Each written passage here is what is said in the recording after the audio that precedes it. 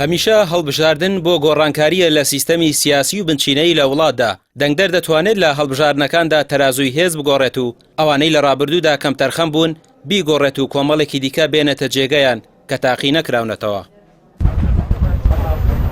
لە ماوەی 30 ساڵی ڕابردوو دوو حیزبی دەسەڵات بە ئەنجامدانی ساختەکاری لە هەڵبژاردنەکاندا ویستویانە هاوڵاتیان لە دەنگدان ناومێت بکەن و ئەوەش لە بەرژەوەندی خۆیاندا بووە. جۆرێک لە ناومێدیان لە بیری هەوڵاتیان دەچەندووە کە هەڵبژاردن بکرێت یاخودنا هیچ لە دۆخی سیاسی ناگۆڕێت، بەڵام ئەوە بە تێڕوانینێکی هەڵە دەزاندرێت و هەڵبژاردن بە چەقی گۆڕانکاریەکان دادەنرێت.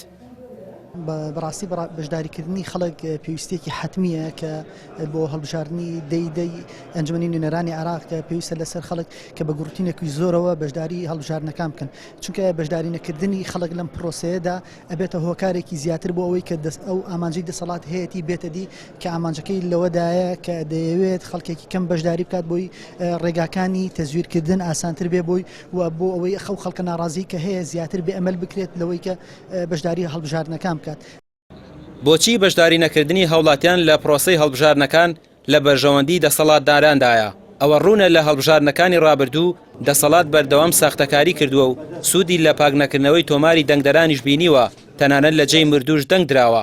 لەو نێوانەشدا دەنگدەری ڕاستەقینە کە تووڕێ لە سیستەمی سیاسی و دەسەڵاتی بنەماڵەیی بەهۆی دەنگنەدانیان وایان کردووە خزمەت بە ئامانەوەی ئەو دەسەڵاتە بکەن کە ماوەی 30 ساڵە نەهامەتی لە دوای نەهامەتی بەزەر خەڵکیاندا هێناوە. من لێرەوە پێیانەوەی کە خەڵک بەشداری گرنگی هەڵبژاردن بکە و دووس بێ کە دەنگ ئەدەی بە دەنگدانت هەر هیچ نەبێ ئەو کارتە بە بەتاڵی ناهێڵیتەوە. ئەمە یەک. دوو هەمیش ئەو نوێنەرەی تۆ دەنگی ئەدەیتێت دووس بێ بە ویژدان و ئەتوانی یەخێ بگەی بڵێ ئیشم بۆ بکە. دەنگت دراوەتێ چاودێری ئەدا و هەڵسوکەوتەکانی بکە لە ڕووی قانونیەوە، لە ڕووی بەدواداچوونەوە، لە ڕووی نیشتیمانیەوە، هەموو ئەم بابەتانە.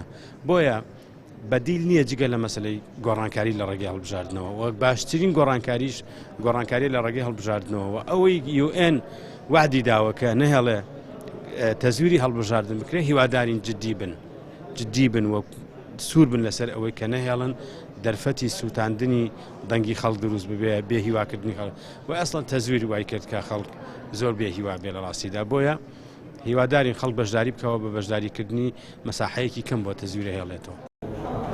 پرۆسەی دەنگدان سەنگی مەحەکی گۆڕانکاریە.